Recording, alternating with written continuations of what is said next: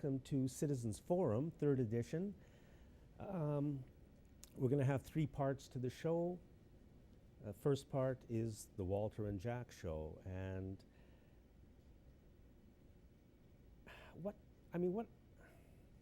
Walter and I were talking earlier, and my feeling is that we have got to do better, and we can do better as a country. I think, and I know a lot of people think, we're going in the wrong directions. And to me, the problem is we need to build ourselves a media that can tell people the truth, because people need information about what's going on. And then we have to have more democracy so that our governments actually start to work for us. And I guess that's what I want this program to be about. And for example, Walter, you told me a couple of days ago about Pauline Marois. Correct. Pauline Marois is the newly elected Premier of Quebec. What's the name of the party? Parti Québécois. Parti Québécois. Newly elected Premier. This is what she did on her, I think you said it's her first day in office. Yeah. She froze tuition fees, I guess back to the level where the people of Quebec wanted them to be. She banned fracking. And she basically shut down the asbestos industry. That was done on her first day. I don't think there was any coverage in the media about that, but right now, as we're filming this, just before Remembrance Day, they're making a big hubbub in the media about the fact that she wore a poppy with a fleur-de-lis inside. And they choose to make those the stories. That's what we hear about. They pit us one against the other, and they continue to run the country behind that smokescreen.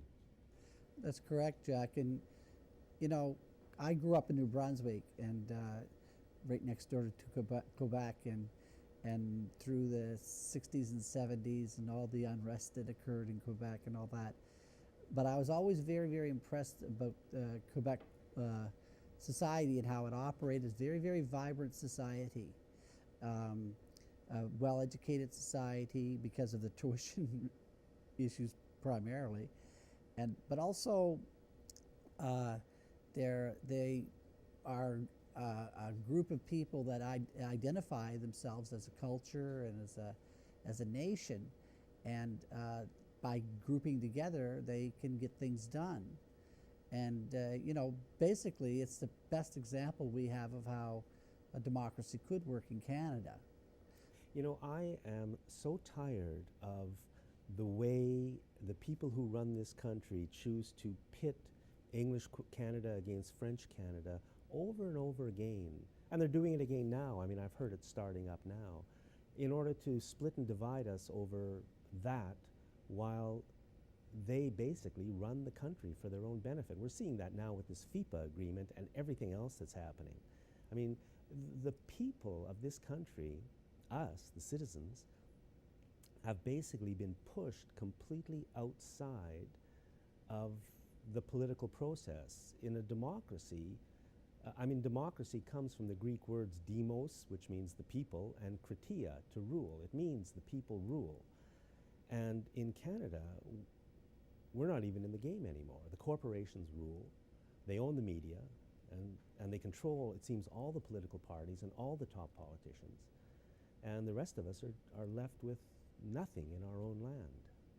Somewhat, but like this show's a good example of alternative, and there are alternatives around. And of course, the internet and all the information that you can get online is becoming more and more prominent.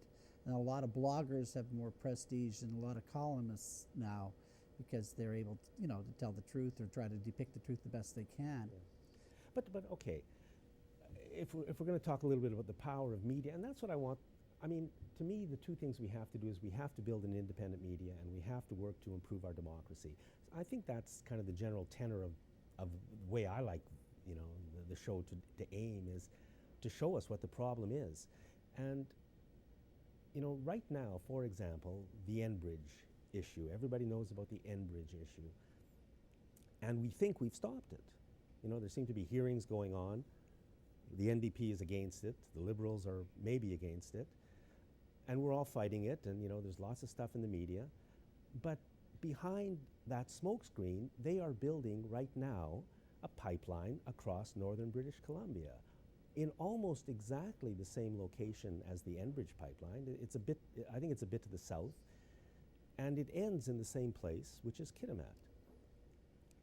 So how it's supported, it's a pipeline for fracked natural gas. The plan is to expand the natural gas industry. The pipeline is being built right now. Nobody knows about it. Where's the media, and where are our politicians? I mean, shouldn't the people of British Columbia know the truth? I mean, we may support it. We may think it's a wonderful idea, but shouldn't we at least know what's going on? And instead, we see a massive amount of focus put on Enbridge, which is nothing's happening, while nobody knows about the pipeline that they're building right now. It's called the Pacific Trail Pipeline. If anybody wants to Google it, just go ahead and Google it.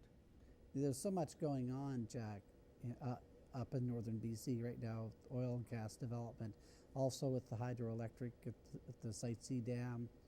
And people are not given a chance to really understand the interrelationship between all these developments. For instance, the Site C Dam, about half of the power being generated, that's proposed, will go to the gas fields for supporting the fracking for natural gas. And to power the liquid natural gas, the liquefied natural gas factories that they're starting to build in Kitimat right now, which require massive amounts of power to cool the natural gas to, I think it's minus 140 degrees. Correct. And also the natural gases will be going to the tar sands in Alberta to help extract the tar from the ground, to put in a very large pipe to go across northern BC through the pristine wilderness to the coast. So this is the plan of the crazy people that are running this province and this country. And why can't we stop them? I mean, I think, why do we have to fight our governments? This is supposed to be a democracy. So we have to ask ourselves that question. Why do we have to fight our governments? And I guess the only answer I've come to is that we aren't really a democracy. And the need to take back our democracy is so important. Well, really, but why are we fighting our governments? Why are we fighting the opposition to our governments? We can't even whip up any opposition. The parties that are supposed to be looking out after us really turn out to be in bed many times with the same forces. So we're stuck, in a bad situation. But I think it can change, and I think we, out of all these discussions and conversations that have happened, things do change, and I'm always confident of that, as long as we have a chance to let it happen. Yeah, the problem is that everything seems to be changing. Well, I mean, a lot of things are changing in a bad direction. On the other hand, I walked into Beacon Hill Park a couple of weeks ago, and they have kind of closed off a few of the roads. Yeah. And it made a wonderful difference to the park. It seemed like, at least on that morning, that it was a park for people and not a park in where cars were running through it and you were kind of being bothered by them. I loved it. Yeah. So I really want to congratulate Victoria City Hall for doing that. We certainly criticized them enough, and I think deservedly so, but whoever did that really deserves, I think, a lot of thanks, although some people don't want this to happen. So yeah. So Jack, today is election day. You have to mention this. It's election day in the United States, and they're spending a lot of money down there. And I did my quick Google research last night to see how much they were spending, and it's around $6 billion being spent on the presidential and congressional elections, and it is an industry in itself. It's an ongoing industry, because as soon as this is over, they're beginning the midterm elections and all that, and it's become or always has been a circus. I mean, it's some kind of bizarre world of perpetual campaigning. For instance, Romney and Obama both went to Iowa, or not Iowa, Ohio, something like 11 times each. You know, if I was living in Ohio, I'd just go like, please leave us alone. At some point, you guys just have to decide, you know, to make a decision one way or another. And nobody talks about the important issues. I mean, I don't know what they are talking about, and I don't see that much of it. But, you know, I am following it a bit. I haven't heard the word climate change ever mentioned, genetic contamination of the entire food supply, the fact that all their jobs are disappearing because of free trade deals. I mean, Yeah. the free trade deals are so demanded by the people who run the United States that neither party will even dare to mention them. And plus, the United States is, I think it's bankrupt. I don't know. And it's a perpetual And warfare. it's the biggest, dare I say it, the biggest terrorist nation in the world right now. Well, their economy is based on warfare. You know, they have to build weapons and figure out some place to drop them or get rid of them. And they have to find a war. Pretty well, you know, every 6 or 8 years, they have to be marching off to somewhere. And then the wars last now. I mean, it seems like they kind of never stop. Yeah, like Afghanistan. Like, what's that all about? Where they're leaving Afghanistan? You know, it's just And meaningless. Pakistan, they're in Pakistan with these drones, which are just having a horrible impact on the Pakistani people, and we don't even hear about it. It's like it's not even happening. I mean, what the United States is doing is, it's war crimes. They are the terrorists, and they've got to stop. It's very bizarre. It's the ultimate of just getting into some kind of a zone of non-reality. And I think, you know, again, we're sort of lucky here in Canada, sort of lucky that we don't have quite that level of it going on, but we're certainly adopting American-style politics, and we're getting into a lot of the dirty shenanigans that you see happening in the States. And you see this most recent regime, the Harper regime, you know, willing to pull off the robocall scams and all that. So they're not above trying to steal an election like Bush did in the year 2000. But anyway, I know you're not going to call the election, or who do you think is going to win? Because, well, actually, I don't care who wins. You don't. As bad as Romney might be, I'm afraid that Obama's even worse. I mean, if you look at his record, I think they had the presidency, they had the Senate, and they had the Congress. They had a lot of people behind them, and yet we just went downhill. They just went downhill. I mean, trillions to the banks for the bailout. This Hurricane Sandra, they're saying right now, is going to cost $50 billion. That's the number that's being used. Even if it's $100 billion, look at the damage that's been wrought by that hurricane. That's $100 billion. But they gave trillions to the banks for what? Trillions of dollars. yeah, I mean, so I'm not an Obama fan. I don't think he should have gotten the Nobel Peace Prize. How can that be possible? And it diminishes the Nobel Prize when it's given away in such a fashion. It really does. yeah. So, I mean, these are the issues, but to me, they always come back to the issue of we need a free press to inform us about what's going on, and we need more democracy so that what we actually want accounts for something once again. So we should be better informed, and that's what I think we all have to fight for that. I think, you know, the independent media is already out there. It's out there in every town and city across Canada, with thousands of people working on not only shoestring budgets, but zero budgets, and doing fantastic work to try to inform the public about what's going on. There's newspapers, there's magazines, there's radio, there's all kinds of stuff on the internet. There's just no money. So with a little bit of money, that whole thing could really take off, and I hope that money comes. Right. Anyways, flu shots, Wi-Fi, no, let's not touch Wi-Fi yet. Okay. Flu shots. I mean, you put it down as an issue to talk about. I have never had a flu shot. I'm just going to say what I think. I've never had a flu shot. I think they're dangerous, and I don't think they work. I think it's behind it all is the drug industry, who now they're making it mandatory for people who work in hospitals, I think, or around care patients. They have to get the flu shot or they have to wear a mask. Maybe wearing a mask is a good idea, but forcing them to get flu shots, we know who's next in line. It's all the rest of us. They've already pushed that idea of everybody has to get vaccinated to protect the general public. I mean, that's the direction this is going, and it really scares me. Well, yeah, what concerns me is about half of all the healthcare providers in British Columbia don't get a flu shot. More than half. So, you know, okay, you'd sort of think, okay, these folks know what they're doing. They're not getting a flu shot, and I think they're going to more or less agree with what you're saying. I mean, it's just not been shown to be effective.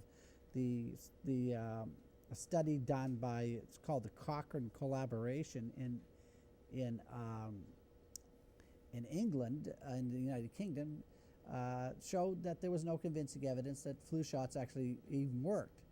So it didn't reduce mortality, it didn't reduce illnesses, and in fact it did cause more harm for older populations that couldn't withstand the flu shot. So it does smack of just some type of authoritarian policy that trying to force people to have them. Now in hospitals, the chief medical health officer wants to make it mandatory that they take preventative measures like hand washing and wearing a mask and such.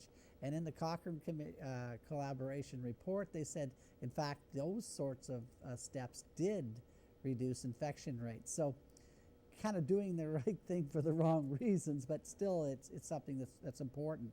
And I think the flu shot issue, we all have to think very, very carefully about that, because we really do not get to know what's inside in the vaccine completely. They don't have to disclose exactly what all the ingredients are in it.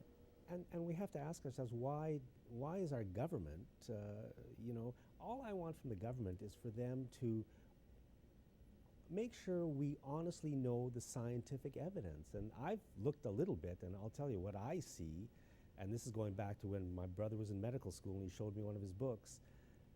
There seems to be almost no proof that vaccinations work at all. I mean, I've seen the numbers in that textbook.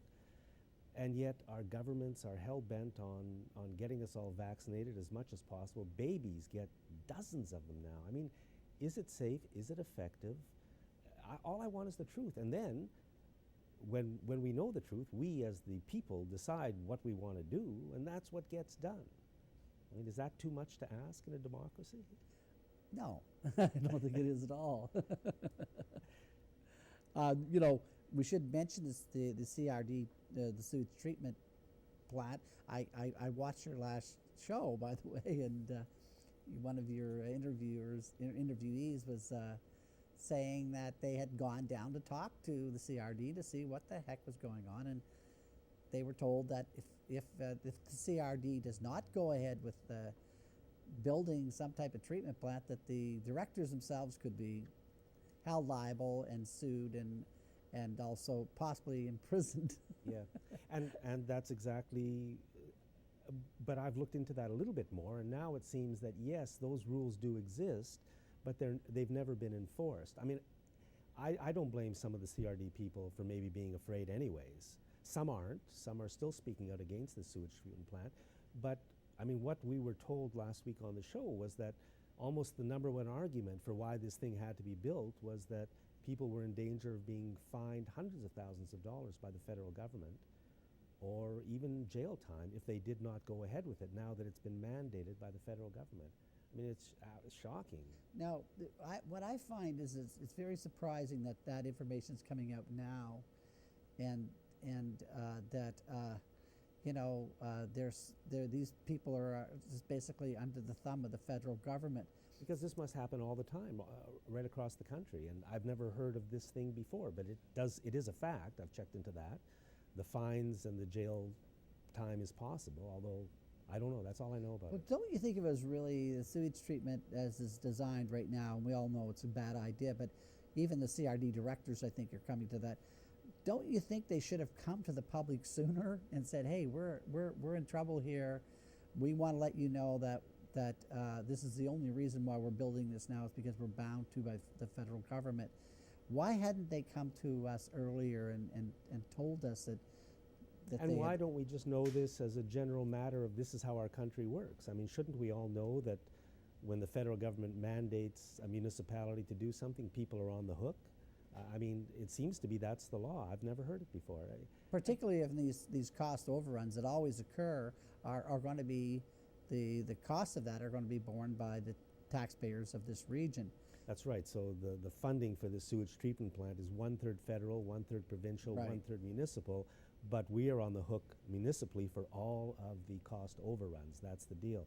I mean, on top of $100 million for a new Johnson Street bridge, I mean, it's crazy. And I really think now, although I supported sewage treatment for a long time, I now think, at least I don't know, and it looks like maybe because of where we live on this particular piece of the ocean, it's possible that the natural system is better than anything we can do and less environmentally damaging. That's possible. And also, it's just the design of the plant, whereas Vic Dermott has pointed out, if we're cautious and we're developed this in a proper fashion, we could generate a lot of electricity and a lot of energy from new technology. Yes, we're that's building, just emerging. According to him and others, we're building a plant that's already obsolete. We're just building the wrong plant. So, I mean, shouldn't we at least be doing the right thing? But let's move on to Wi-Fi for the last 4 minutes of the show. Do you want to say something about Salt Spring Island? Because there's a battle going on Salt Spring Island to stop the installation of smart meters, or is battle too strong a word? I think it's a battle, and if you ask the people that don't want these things, it's a battle.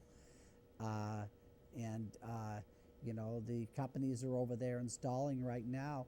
You know, one by one, house by house, they're plugging these wireless transmitters onto every building. And when you think about that, every time that happens, we lose a little piece of our sovereignty as a nation. Every time a meter's plugged in, you know, they rob us of a little bit of our human rights. And I think it's a devastating thing that's happening to this province. It's probably the most serious attack on our sovereignty that we've had as long as I've known it. And it's particularly with this type of technologies being imposed worldwide right now.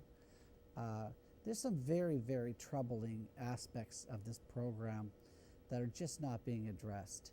And citizens have the right to fight for their freedoms, and nobody enrolled in wanting to have what basically is like a cell phone transmitter on the side of your house that you have no control over.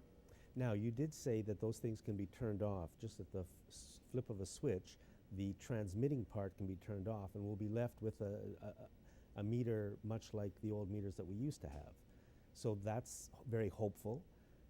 Once again, why is there no media coverage of this hugely important issue? I mean, they fill the news with crimes of, you know, violence and murder, you know, all those things, drug crimes, small-time But you do robberies. hear about it, Jack, you know, and But recently there's been some editorials.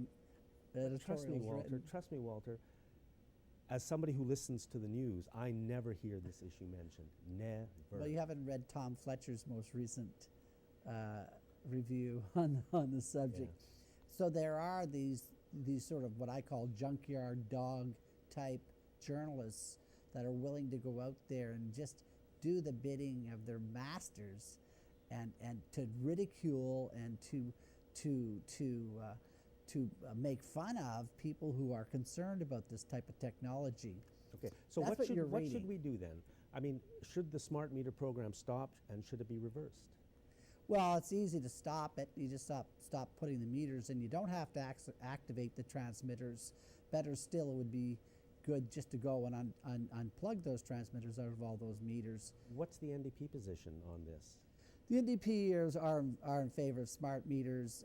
They just have a few nuances in their policy different than the Liberals. And after the election, they plan on winning, and they're going to probably bring in the BC Utilities Commission back into the picture to review the process, but not likely are we going to see any significant change. So they posture like they think it's a big deal, but when it comes right down to it, the NDPs are not going to do anything much different. And there was no need for these smart meters at all in the first place. They could very easily have come forward with the programs which said, if you want a smart meter, maybe we can put one on your house. Well, you know, the analog meters were like the old Volvos. They lasted forever, and they were very low tech. These smart meters are very high tech. They're like putting a computer on the side of your house, very vulnerable to cyber attack, very easily damaged and destroyed. Any health effects? Well, you're talking about wireless technology, Jack. So all the issues that we've always talked about goes with. Yes or no? Any health effects? Pardon me? Any health effects? Yes or no? Oh yes, absolutely. You know, the wireless technology emits electromagnetic radiation, and that's going to be going through your house and in through your body of yourself and your loved ones 24/7. That's the way it goes. We got 1 minute left. I don't know, I think we've covered it all. So anyways, to me, once again, the important issues for all of us citizens is I think we need a free press, and I definitely know we need more democracy. So I think that's an issue we should all put a little bit of our focus on. Thank you very much, Walter, and thank you for watching the first part of the Walter and Jack show of Citizens Forum.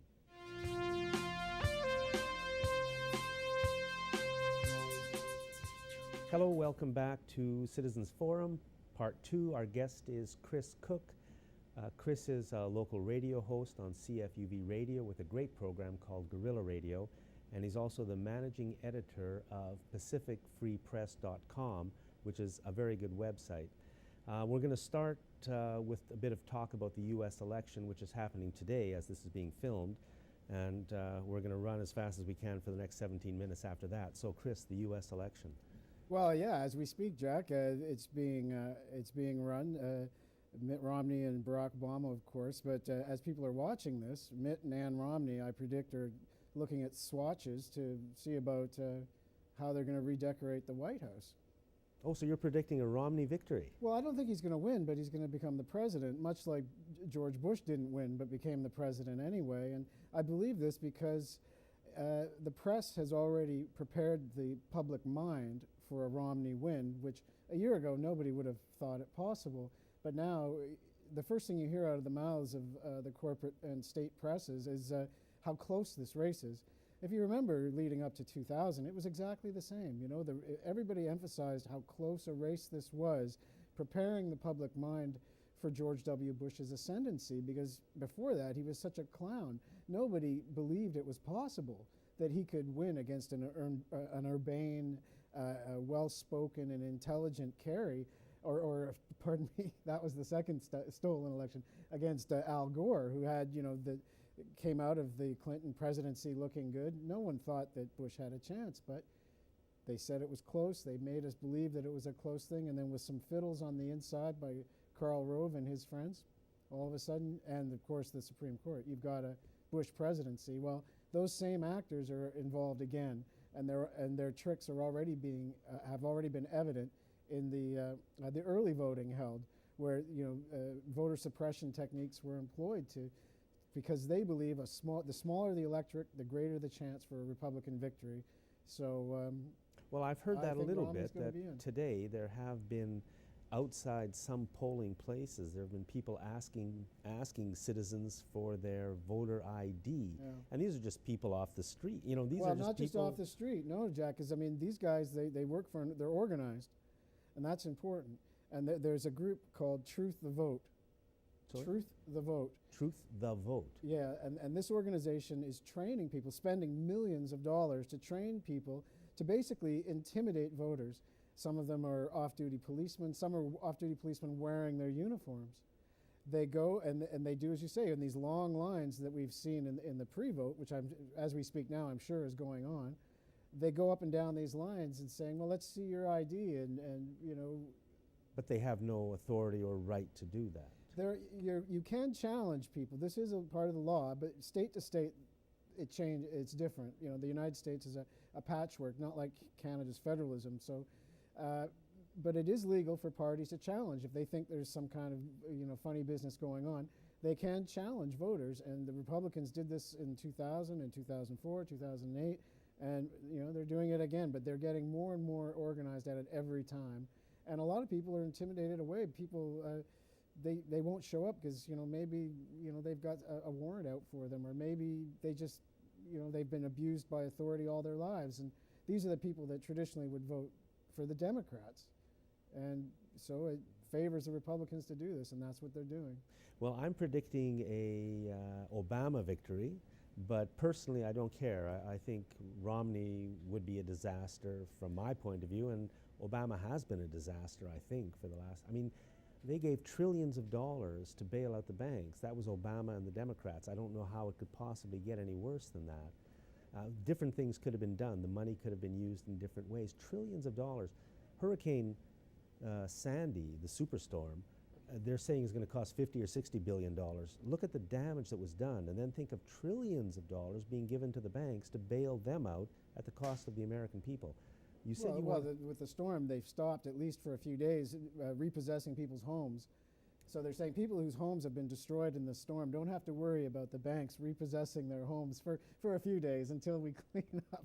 So, there's some good coming out of it. And hey, those billions of dollars, well, at least they'll be spent for people to go and rebuild. There'll be tradesmen, there'll be workers doing stuff. So the money will get into the population rather than, as you say, throwing it down this bottomless pit of the banks. It will actually get circulated. So, it'll be an upside for a lot of people. Of course, it's a terrible thing, and we don't want to say that it's good that it happened or anything. But as it goes for the elections, they've gone to electronic voting in a lot of places, in New Jersey and New York. What are they going to do without power? Where you have people lined up for miles out in still inclement weather in the Northeast there, and your machinery doesn't work anymore. Well, have you heard anything about the voting today? I've heard a little bit. The one thing that I thought was hilarious was that they did a hidden camera on one of these electronic voting machines, and this happened during the Bush times too. And so you go up and you've got a touch screen and it says, Obama or Romney, and then they show this person, I guess with a cell phone, hit Obama, bing, and it comes up Romney. And so they, wait, no, they hit it again. Obama, bing, Romney. So they pulled that one machine out, but how many machines are doing that? We don't know, and how many will get pulled? Well, this one was shown on YouTube. That's why it got pulled. How many of them will be shown on YouTube? And Romney's family has big investments with the people that make these machines.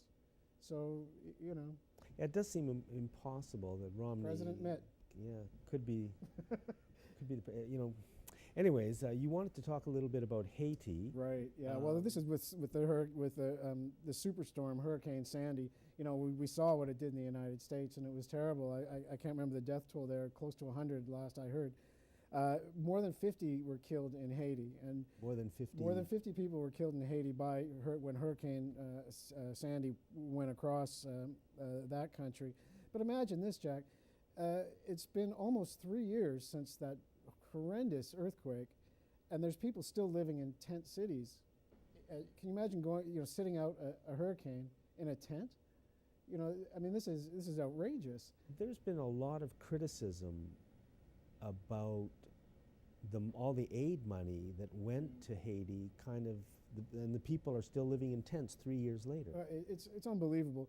The Red Cross was excoriated in New Jersey. The Occupy movement has organized a lot of people, and they were the ones that got out the street and organized and were setting up relief for people, real on the ground, supplying water, supplying food, giving them blankets and getting tents arranged. In New Jersey? This was in New Jersey where they really got hammered. Okay. Well, the FEMA got there, the Federal Emergency Relief Agency that did such a knock-up job after Katrina.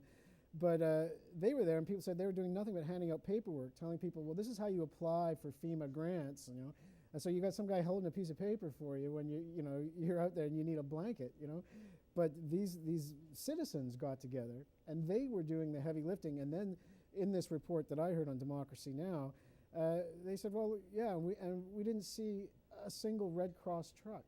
There was no Red Cross presence at all. And in New York and New Jersey. And the mayor of Staten Island especially came out and said, do not give money to he was so irate. He said, never give money to the Red Cross, they're useless. Well, the Red Cross were big down in Haiti as well. And as you say, millions and billions of dollars went into their coffers, and where it went is still a bit of a mystery, but not much of it got spread around to the people who needed it most.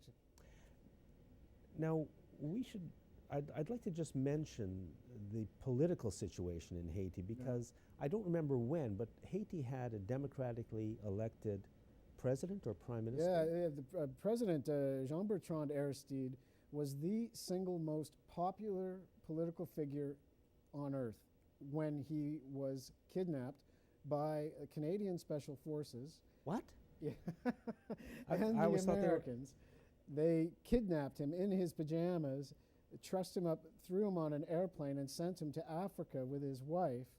It was an incredible incredible event. It was on February 29th, the leap year of, oh no, I'm going to embarrass myself, 2008? No, I'd say 2004. Maybe 2004. Okay. So Aristide, yeah, he had a 92% or something approval rating at the time of his kidnapping. His party, the Lavalas Party, which roughly translates as the family, has not been allowed to take part in elections in Haiti. So Canada has spent millions upon millions of dollars to ensure democracy in Haiti. They spent millions and millions more to help Haiti build prisons and to train policemen. This is what is important to Canada. Bill and Hillary Clinton were down in Haiti just a few weeks ago to break champagne bottles over the opening of a new sweatshop factory, a South Korean outfit called Caracol. You know, this is the model of recovery, is to give them sweatshop jobs, and just much as it was before that in free trade zones. You know, this is where now, Haiti is today. Canadians are never told first that, or very seldom told that. I mean, I've never heard before that Canadian Special Forces were involved in the kidnapping of Mr. Aristide. That's right, yeah. I've never heard that before. Held the I knew it happened. I always thought the Americans had done it. The Americans did do it, yeah.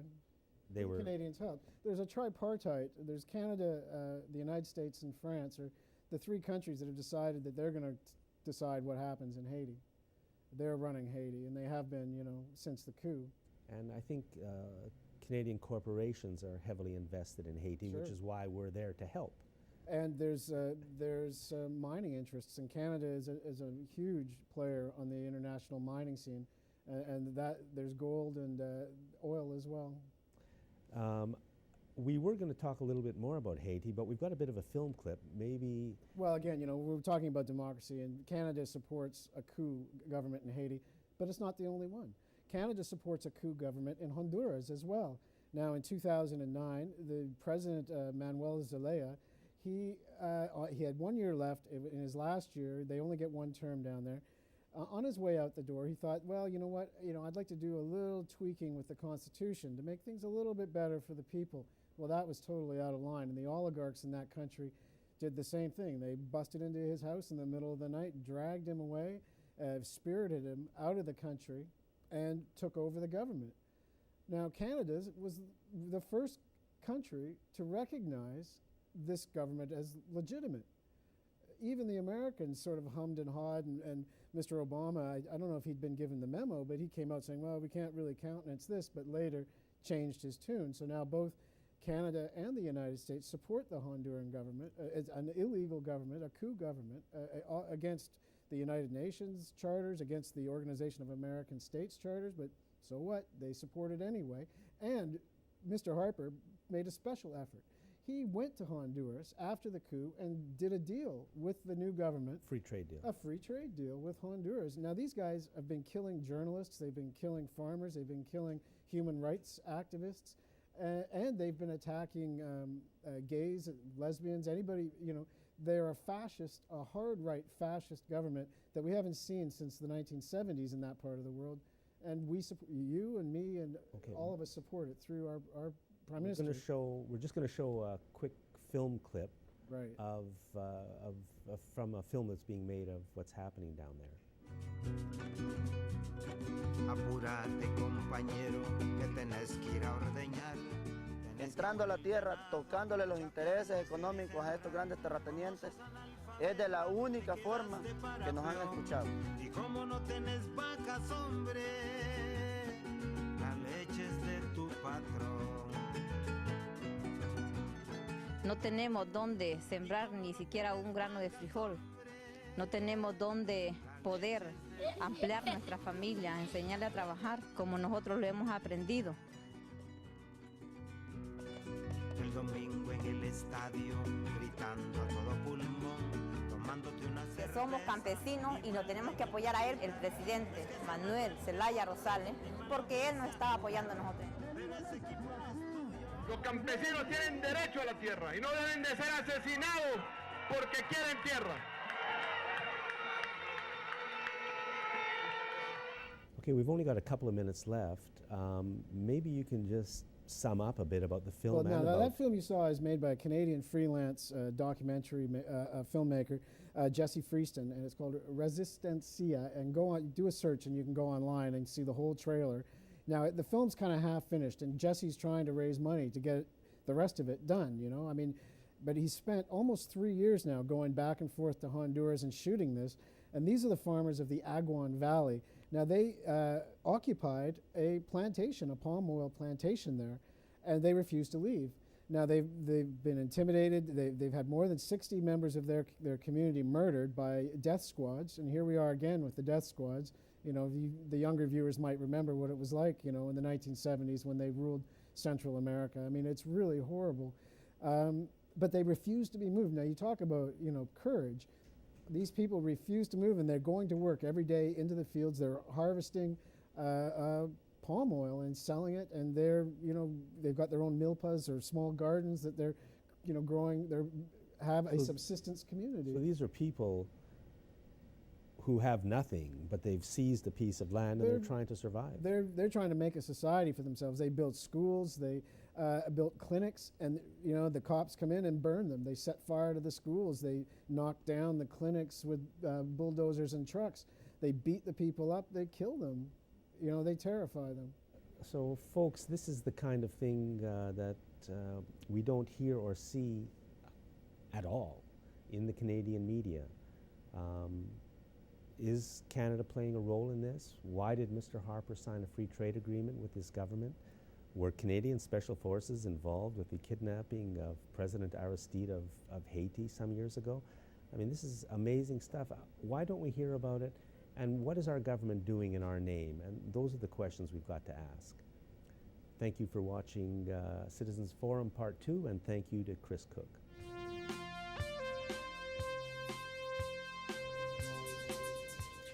Welcome back to Citizens Forum Part 3, being filmed on the day of the U.S. election, November 6th, in the Memorial Arena on Blanchard. I just want to thank our volunteer camera people and workers, and also the Shaw staff who are making the whole thing possible from a technical point of view. Our third guest is Pedro Mora. Pedro also has a program on community television, and I'd just like to say that that program has had two of the best shows I have ever seen on television anywhere. CNN, NBC, CTV, CBC. You have done two shows that I think were better than anything I've ever seen anywhere, more informative, you know, more important. So I'd like to thank you for that, and I think the whole community should thank you for that. But today we're going to be talking about an issue that's very important to you and should be important to a lot of people, direct democracy. And direct democracy is basically when people regain control of their democracy.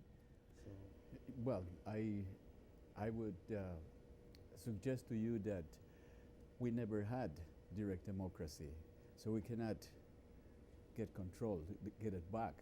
That the idea of direct democracy has been played with in different countries, like in Switzerland, where they have a lot more referendums. So in that sense, they have more direct democracy than we do.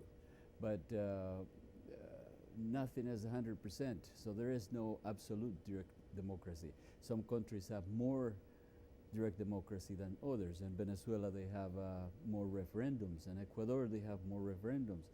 And some of the states in the United States have more referendums. Therefore, they have more direct democracy. Okay, so direct democracy is basically referendums where people actually vote to either stop the politicians from doing something we don't want or forcing them to do something we do want, like recently happened with the HST referendum. That's right.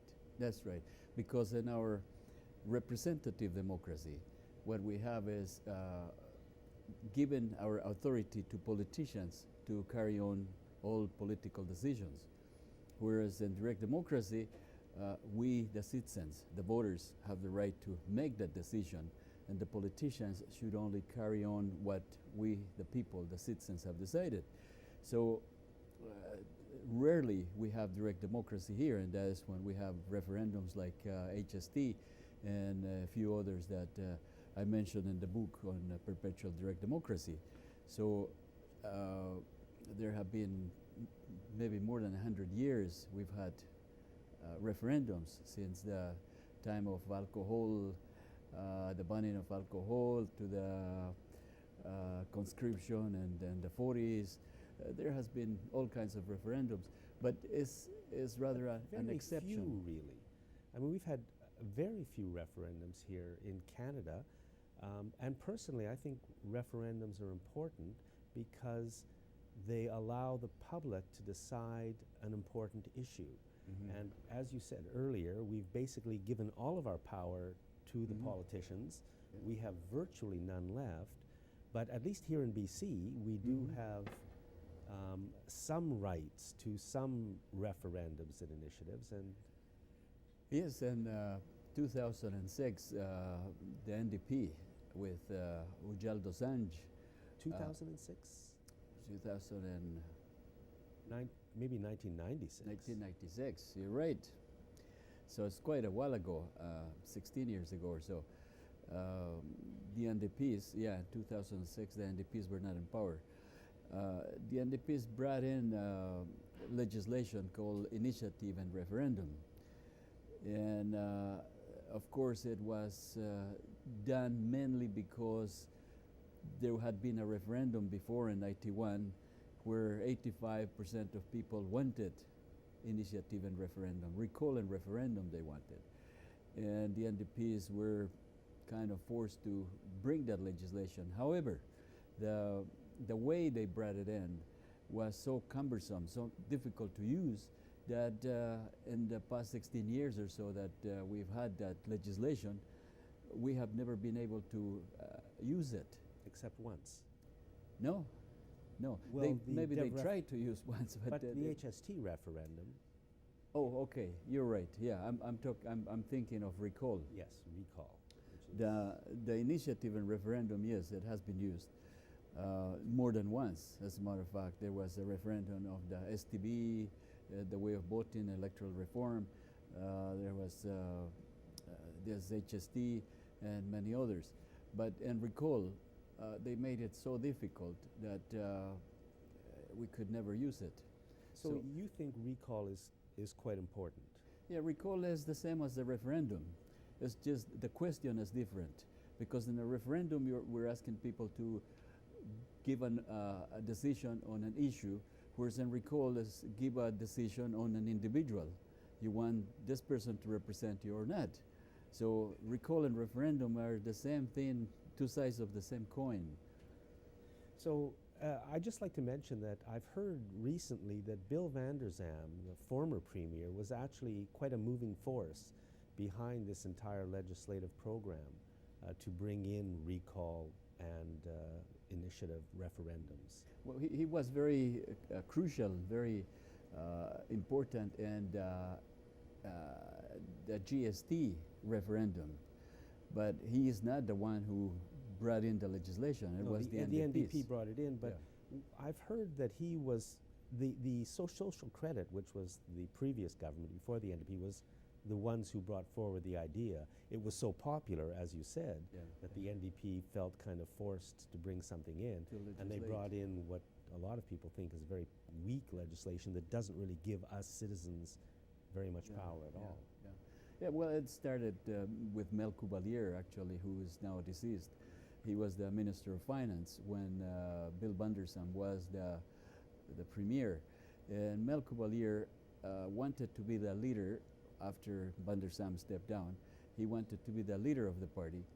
And there was an election where I think it was Grace McCarthy and Rita Johnston were competing. And Mel Cuvalier was running with the idea of bringing in recall and referendum. So when he realized that he wasn't going to make it, he embraced Rita Johnston with a condition that she would bring a referendum on those two items. So it was basically Mel Cuvalier, the one who politically initiated this. So do you think recall is important, an important power for citizens to have, to be able to recall a politician who has been elected? I would say that is the most important thing in democracy. If we give our power to a politician, then we're writing ourselves out of the game. We're saying every election day we go to the ballot box and we say, here is my power of attorney to you, so you can do whatever you want for the next 3 or 4 years. My democracy ends when I put my ballot. So the right to have recall is the right to democracy.